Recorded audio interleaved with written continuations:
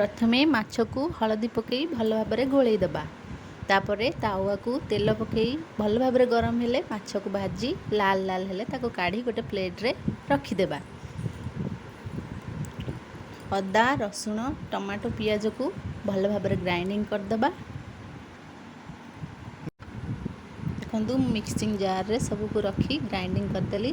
देखु भल भाव ग्राइंडिंग हो जाए आम गोटे पियाज को चुन करी काटिदेबा। तापरे गैस ऑन करी से कड़ाई बसई सोरिष तेल कि रिफाइन आप जहाँ भी चाहिए यूज करें दे पियाज को भाजवा। आप चाहिए गोटा गरम मसला भी ऐड करेंगे। मो स्टाइल रे खाली पियाज पकईकी भल भाव भाजी आ पियाज टी गोल्डन ब्राउन कलर हो आसिले से आम बाटी रखि मसला को ऐड कर स्वाद अनुसार लुण पकेबा, लंका गुंड भी पकेबा, हलदी गुंड पकेबा जेहेतु आइंस हलदी गुंड।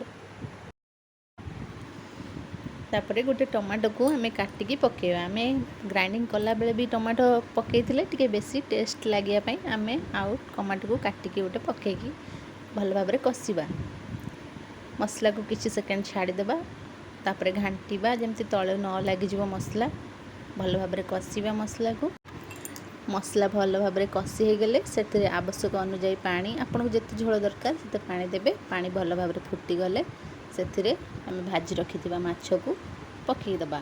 माछरे पानी भल भाव फुटी सारा पर से किसी कस्तूरी मेथी को पकेबा। कस्तूरी मेथी भल भाव फुटी गले से गरम मसला ऐड करी गैस फ्लेम को ऑफ करदबा। गरम मसला को भल से मिक्स करदबा। तापर आमर गरमा गरम गाँ स्टाइल रो माछ मसला बिल्कुल भाव खाइबा को रेडी।